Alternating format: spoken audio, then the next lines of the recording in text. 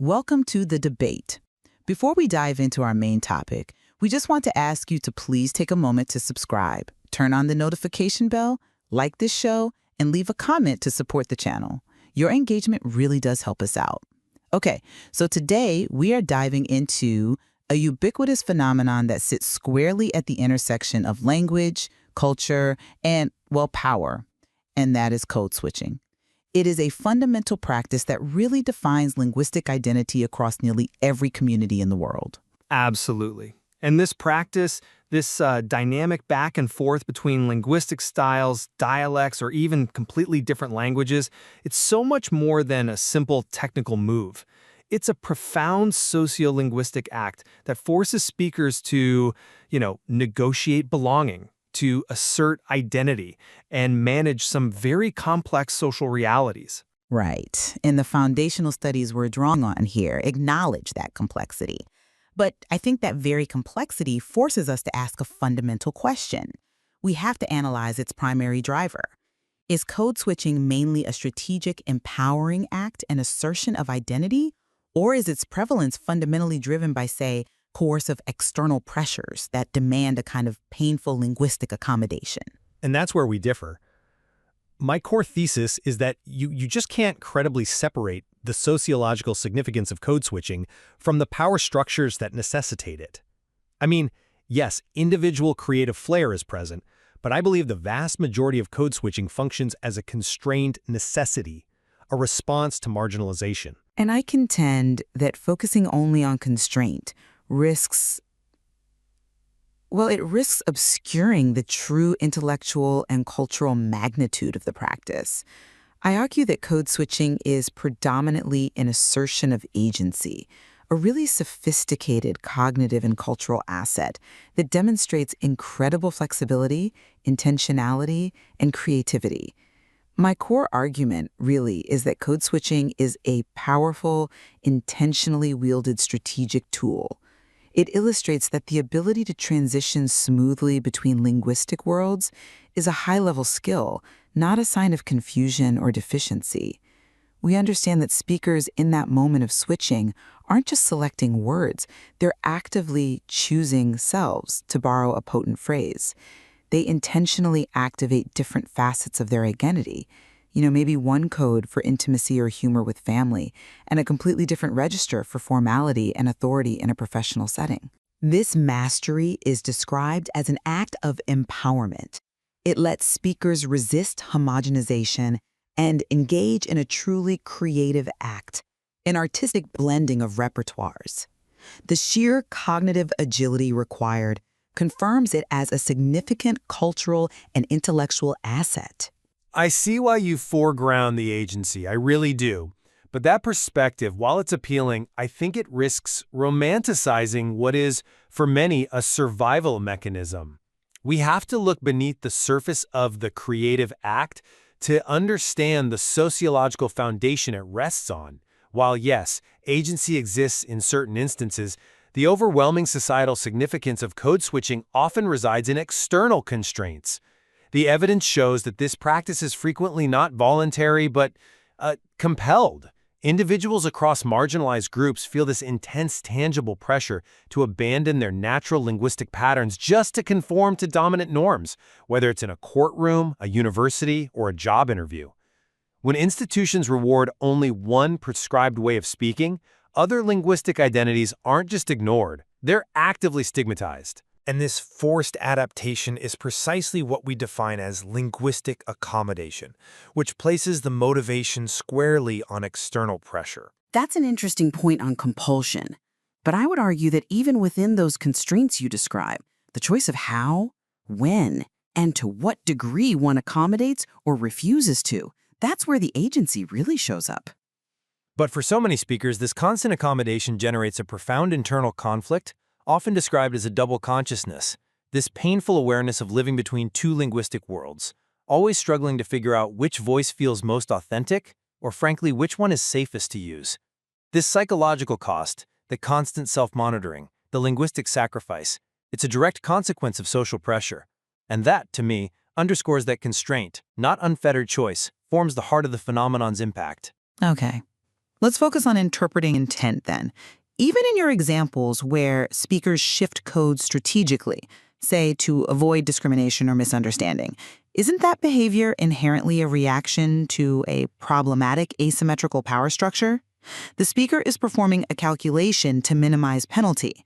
The strategy itself is proof of the barrier. If the reward for using the dominant code is being seen as competent, and the penalty for using your home code is being seen as deficient, how can we really classify that as robust agency? I'm not entirely convinced by that because it seems to confine agency only to moments of absolute consequence-free freedom, which, rarely exists in social interaction. The strategic utility of code switching, even in those settings, goes far beyond just self-protection. Think about the shifts used to express solidarity or signal shared cultural knowledge among peers. These functions are about more than just survival. They're about actively negotiating belonging and asserting a specific, context-tailored identity. The fluidity itself is the power. It shows sophisticated control over your social positioning. But you're describing the tactical outcome. I'm focused on the structural impetus. Let's go back to linguistic accommodation. The material suggests code switching can be used to negotiate social hierarchies. Does that necessity of accommodation just negate the agency present in other forms of code switching? Surely the act of returning to their home dialect among peers demonstrates agency. That's a deliberate choice to reclaim an authentic identity in a safe space. It's an affirmation of self. I'm sorry, but I just don't buy that that's the whole story. While that return to the home dialect is certainly an assertion, we have to see it as a fundamentally defensive one. It's necessitated by the initial, painful, required shift, the accommodation that caused the internal conflict in the first place. When we analyze the phenomenon, we have to prioritize recognizing the marginalization that imposed that initial split. If an institution actively stigmatizes a linguistic identity, then the initial switch required just to succeed in that environment is deeply compelled. The cost of non-compliance is just too immense to categorize that sacrifice as a purely empowering choice. We risk romanticizing the dynamic identity while ignoring the reality of enforced conformity. But that interpretation, it risks reducing this incredibly complex interaction to a simple binary of victimhood and oppression. It fails to account for the inherent creativity of the human mind. Think about a speaker in a multinational meeting. They might have to shift from formal jargon to a casual metaphor and then pivot to a second language entirely. That shift isn't just a reaction to stigma, it's a display of rhetorical mastery. That linguistic agility is a competitive advantage in a globalized world, not just a burden. But that agility is so often developed under duress. To what extent is that mastery just an internalization of the demand for conformity? When we talk about double consciousness, we are talking about a profound psychological toll. This system doesn't just reward one code, it actively delegitimizes the speaker's home code, implying it's unsuited for high-status domains. The switch becomes like wearing ill-fitting armor just to enter the room. If agency truly existed in that pure form you're describing, the speaker wouldn't feel that profound sense of inauthenticity the material highlights. I think we are circling back to a key tension here, the difference between, let's say, structural origin and subjective execution. While the structure might impose the need to shift, the way an individual deploys that shift for irony, for humor, for subtle signaling, that is undeniably an act of agency that subverts the purely coercive force. They're turning a social constraint into a cognitive resource. It's like intellectual jujitsu, using the opponent's momentum against them. They aren't just surviving, they are demonstrating superior adaptability. Okay, so let's look at how this is manifesting today in globalized and digital environments.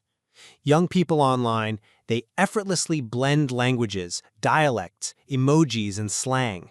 They're actively remixing them, challenging these older notions of linguistic purity.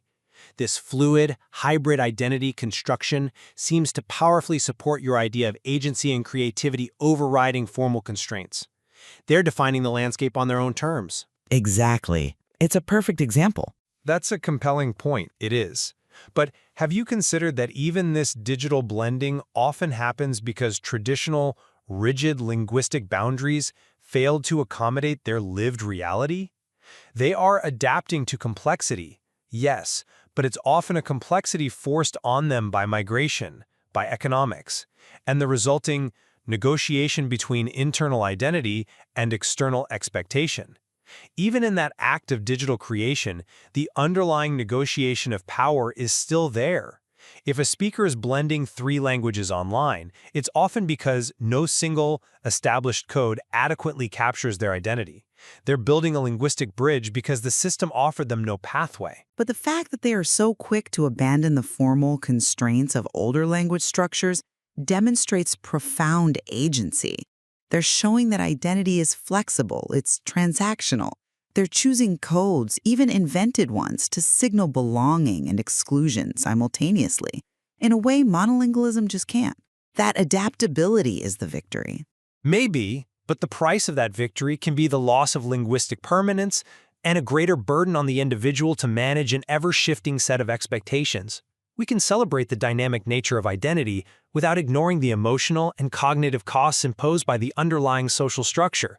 The fact remains that when people are forced to change how they talk to get basic respect or opportunity, the sociological weight of code switching leans heavily toward constraint. So to summarize my perspective, code switching fundamentally reveals the creativity of the human mind.